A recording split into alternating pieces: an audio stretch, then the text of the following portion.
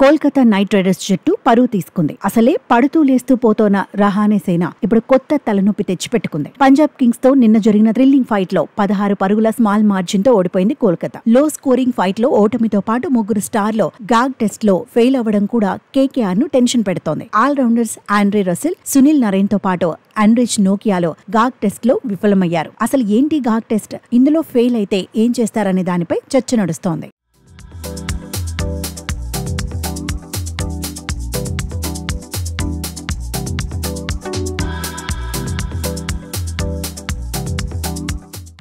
Competitive cricket లో ప్రతి match కు ముందు బ్యాట్ టెస్ట్ నిర్వహిస్తారు. బ్యాటింగ్ కు వెళ్లే ముందు ఆటగాళ్లు వినియోగించే బ్యాట్లను అంపైర్ పరిశీలిస్తారు. ప్రమాణాలకు అనుగుణంగా ఉంటే ఆ బ్యాట్లను మ్యాచ్ లోకి అనుమతిస్తారు. తనిఖీల్లో ఫెయిల్ అయిన బ్యాట్లు వాడేందుకు పర్మిషన్ ఇవ్వరు. నిన్న పంజాబ్ కోల్కతా మ్యాచ్ లో ఇదే జరిగింది. కేకేఆర్ స్టార్లు రసెల్, నరైన్, నోకియాల బ్యాట్లు గాగ్ టెస్ట్ లో ఫెయిల్ అయ్యాయి. బంతి ఎక్కువగా తగిలే బ్యాట్ దిగువ భాగంలో లావుగా ఉండే బ్యాట్లను బ్యాటర్లు వాడటం ఎక్కువైంది. దీనివల్ల బంతి తగలగానే బౌండరీ అవతల పడేంత పవర్ వస్తుంది. ఇలాంటివి జరగకుండా బ్యాట్ గేజ్ టెస్ట్ నిర్వహిస్తున్నారు. పంజాబ్ కింగ్స్ కేకేఆర్ మ్యాచ్ లో సునీల్ నరైన్ ఈ టెస్టుల్లో ఫెయిల్ అవడంతో తన బ్యాట్ ను మార్చాల్సి వచ్చింది. అంపైర్లు వీటిని తనిఖీ చేయగా బ్యాట్ల మందం ఎక్కువగా ఉన్నట్లు తేలింది. ఇదే క్రమంలో చెక్ చేయగా నరైన్, నోకియా బ్యాట్లు ఫెయిల్ అయ్యాయి. ఐపీఎల్ హిస్టరీలో ఇలా ఓ బ్యాటర్ గ్రౌండ్ లోకి వచ్చి బ్యాట్ చేంజ్ చేయడం ఇదే ఫస్ట్ టైం అని సమాచారం. ఇది తెలిసిన నెటిజన్స్ ముగ్గురు స్టార్ల బ్యాట్లు ప్రమాణాలకు అనుగుణంగా లేనప్పుడు టీం మేనేజ్మెంట్ ఏం చేస్తోంది, ఇలా పరువు తీయడం ఏంటని క్వశ్చన్ చేస్తున్నారు.